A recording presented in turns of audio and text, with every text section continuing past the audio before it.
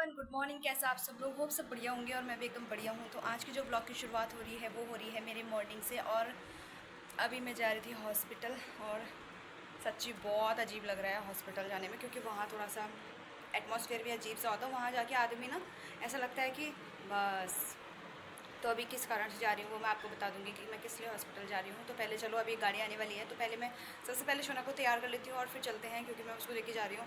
और हस्बैंड जी आ नहीं रहे हैं, वो चले गए हैं ड्यूटी, उनको टाइम नहीं है तो वो नहीं आ रहे हैं। तो हमारे लिए गाड़ी भेज देंगे वो अभी, तो हम गाड़ी में चले जाएंगे, अकेले चले जाएंगे। कोई नहीं, नज़दीकी है, इस वजह से फिर जाना पड़ेगा और हॉस्पिटल मतलब। तो चलो चलते हैं फ़िलहाल के लिए। और मैंने नाश्ता वास्ता भी सब कुछ कर लिया है, बस ये नाश्ता कर, ये इन्होंने नाश्ता भी नहीं कर रखा है क्योंकि ये नाश्ता करने आए नहीं। और क्या कहते हैं, बाकी तो चलो अभी सुना को करती हूँ मैं तैयार और इसको सुलाती क्या हूँ, सोएगी तो नहीं, वो सो रखी है, वो अब नहीं सोती है, वो बाद में ही सोएगी अगर सोएगी भी तो चलो अब चलो चलो ही हो रहा है। वहाँ जाने के लिए तो कुछ आ भी नहीं रहा मेरे मुंह पे कि क्या बोलो करके। तो बाद में शेयर करती हूँ आपके साथ कि क्यों गई थी मैं, किस लिए गई थी। तो फिलहाल अभी टाइम हो गया है तो अभी निकलती हूँ मैं। तो आ चुकी थी मैं अभी हॉस्पिटल से, और हॉस्पिटल में गई थी ही अपनी शोना को वैक्सीनेशन के लिए लेके गई थी मैं आज उसको। तो आज उसको 3 टीके लगे, एक भी नहीं। और उसने परेशान कर दिया मुझे। मैं अकेले थी, मतलब अकेले हॉस्पिटल जाना बहुत टफ़ होता है, बहुत ज़्यादा होता है। ये तो मैंने रियलाइज़ कर ही रखा था, क्योंकि मैं आज तक भी अकेले गई थी। बट बच्चे के साथ आदमी और ज़्यादा परेशान हो जाता है, क्योंकि फिर बच्चा साथ में होता है, फिर कैरी बैग होता है, डॉक्यूमेंट्स होते हैं साथ में। और क्या बोलते हैं, फिर कभी बच्चे को कभी वो सो जाते हैं, कभी सुसु पोटी कर देते हैं। अब परेशान हो गई थी मैं, बहुत ज़्यादा परेशान हो गई थी। लेकिन मतलब एक चीज़ तो मैंने आज रियलाइज़ किया कि मतलब ट्रस्ट किसी पे करना ही नहीं चाहिए। भरोसा तो भरोसे के लायक कोई होना ही है ही नहीं। मतलब जब हम किसी पे भरोसा करें ना कि हाँ ये बंदा आके हमारी हेल्प कर देंगे या ये कर देंगे, वो लोग हमारी हेल्प नहीं करते हैं। या जैसे हम अपने जो करीबी होते हैं उनसे बोलते हैं कि हाँ, उन लोगों पर ट्रस्ट करते हैं कि नहीं यार ये तो हमारे करीबी हैं, मे बी ये हमारी हेल्प करते हैं। तो वो लोग हमारी हेल्प नहीं करते हैं, अपना काम बना भाड़ में जाए जनता, ऐसा वाला सीन है। तो ऐसे ही आज मेरे साथ भी हुआ। और दूसरी बात यह है कि जैसे लोग दूर के जो लोग थे तो फिर उन्होंने मेरी हेल्प की थी, तो थैंक यू सो मच उनके लिए। और उनके लिए भी मतलब काफ़ी लोगों ने, 2-3 लोगों ने फिर पूछा था मुझे जब मेरा काम नहीं हुआ, मतलब हो गया था। बट ये है कि थोड़ी सी हेल्प चाहिए थी, क्योंकि साथ में बच्चा भी था, फिर पर्ची भी कटवानी थी, एक नहीं 2-2 जगह में नंबर लगवाने होते हैं। इतनी ज़्यादा भीड़ थी, इतनी ज़्यादा भीड़ थी ना, मतलब और उल्टा गर्मी थी, बच्चे को लेके उसको लेके, मतलब मैं इतना परेशान हो गई ना, बहुत ज़्यादा परेशान हो गई थी मैं आज। और लेकिन कसम से मैं तो यही बोलूँगी कि किसी पे ट्रस्ट नहीं करना है, किसी पे नहीं।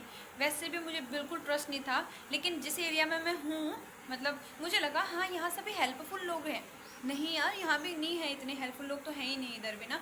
तो नहीं है इधर भी हेल्पफुल लोग, बिल्कुल नहीं है।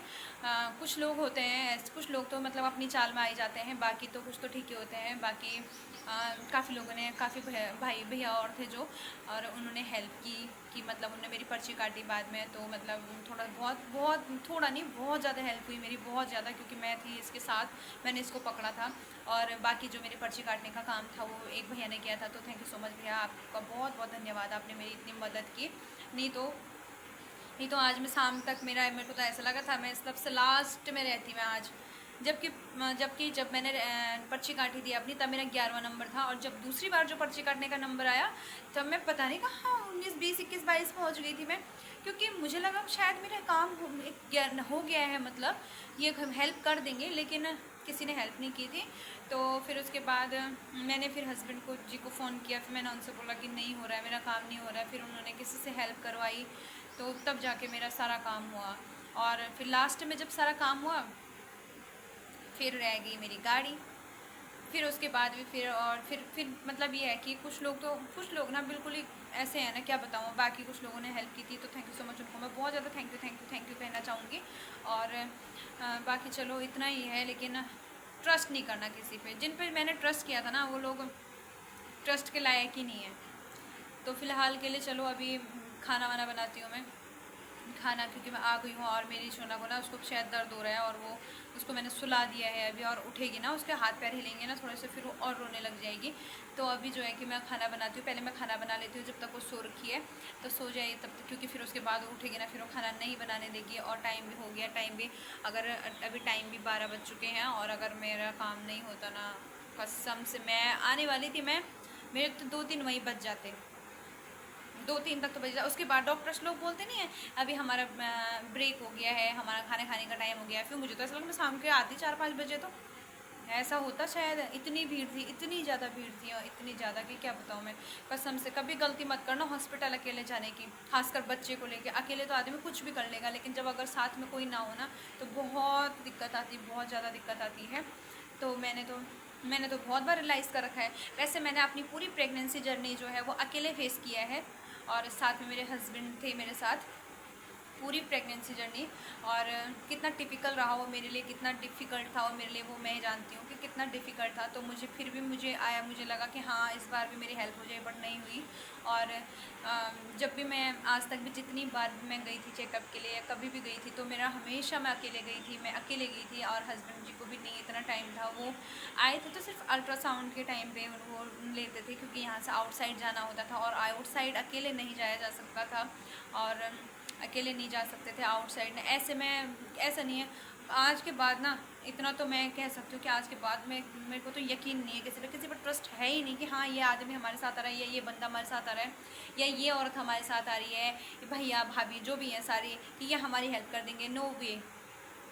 तो यार ट्रस्ट मी कि ऐसे किसी भी लोगों पे भी ट्रस्ट बिल्कुल मत करना, बिल्कुल नहीं। मैंने इतना रियलाइज़ किया ना, इसलिए मैं आपके साथ शेयर कर रही हूँ। इतना तो हर किसी को पता है